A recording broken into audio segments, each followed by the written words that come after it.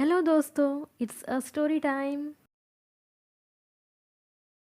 मैं तुमसे बहुत मोहब्बत करता हूँ और तुमसे शादी करना चाहता हूँ। अर्जुन की ये बात सुनकर पहले तो परी मुस्कुराई और फिर उसने वहीं खड़े खड़े अर्जुन को हजारों बातें सुना दी। उसकी बेइज्जती करते हुए कहा कि औकात रिक्शा की है और परी से शादी के सपने। परी तुम जैसों की तरफ देखे भी ना समझे। अपनी शक्ल और औकात आईने में देख कर बात किया करो। परी ऑलरेडी किसी से प्यार करती है और वो तुमसे 1000 गुना ज्यादा अच्छा है। मीरा शॉप से बाहर आई और परी को वहां से ले गई। मीरा परी को समझाती है कि ऐसे बीच बाजार तमाशा नहीं करना चाहिए, लेकिन परी उल्टा उसे ही समझाने लगी और कहने लगी कि ऐसे आवारा लड़कों को इसी तरह सबक सिखाना चाहिए। बड़ा आया परी को प्रपोज करने वाला। ना शक्ल ना सूरत और सबसे इम्पोर्टेंट स्टेटस तो ना के बराबर है उसके पास। उसे तो मेरी जूती भी हाँ ना कहे। बस कर जाओ परी, तुम उसे जानती ही कितना हो सकता है कि वो दिल का अच्छा हो। और वैसे भी तुम्हें क्या इतना ऑब्सेशन है लोगों के स्टेटस का। मीरा ने कहा, अरे यार, अपनी अपनी पसंद होती है। मैं ऐसे किसी अरे गेरे लड़के से शादी हरगिज नहीं करूँगी। इस दुनिया में इज्जत उसे ही मिलती है जिसके पास पैसा और स्टेटस हो। तुम किस्मत वाली हो कि तुम्हें पुष्कर मिल गया। एक अच्छी कंपनी में काम करता है, अपना घर है, अच्छी सैलरी है, और क्या चाहिए? परी ने कहा। और प्यार? मीरा ने पूछा। जवाब में परी कहती है, जिसके पास ये सब हो ना, उससे भला कोई कैसे प्यार नहीं करेगा। तुम्हें ना पुष्कर की कोई कदर नहीं है, सच। तब मीरा कहती है, अब ऐसी भी कोई बात नहीं है, लेकिन सिर्फ वो सारी चीज़ें देखकर भी तो प्यार नहीं किया जा सकता ना।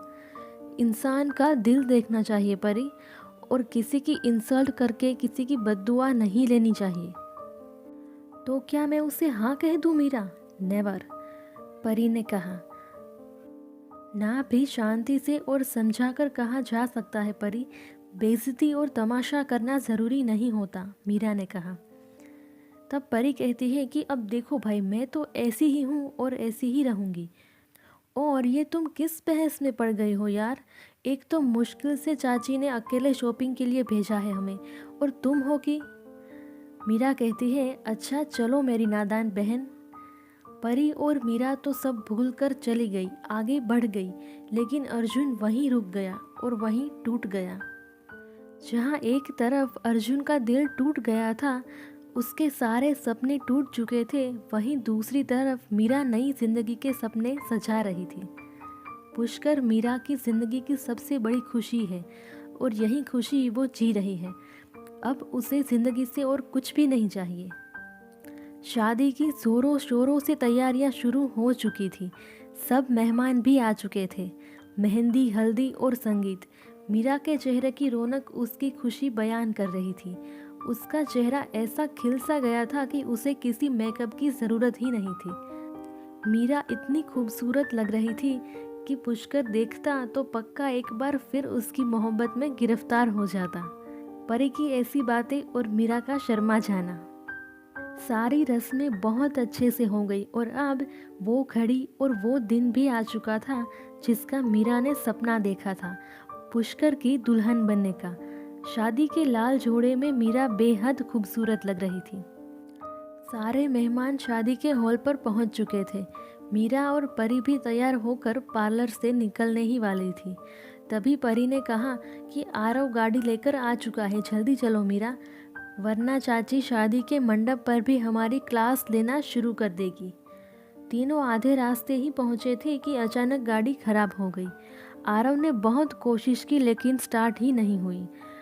फिर आरव ने कहा कि मैं आसपास से मैकेनिक को लेकर आता हूँ, और वो चला गया।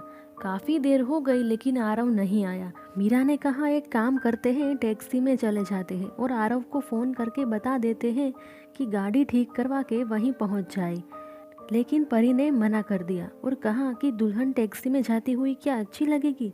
बिल्कुल नहीं, तुम यहीं रुको, मैं आरव को लेकर आती हूँ, कहकर परी भी चली गई। परी जैसे ही गई, इतने में ही दो लड़के मुंह पर कपड़ा लगाकर आए और मीरा को किडनैप करके ले गए। मीरा चिल्लाई, लेकिन उन दोनों ने मीरा को क्लोरोफॉर्म से बेहोश कर दिया।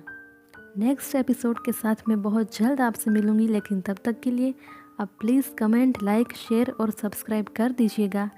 Thanks for watching.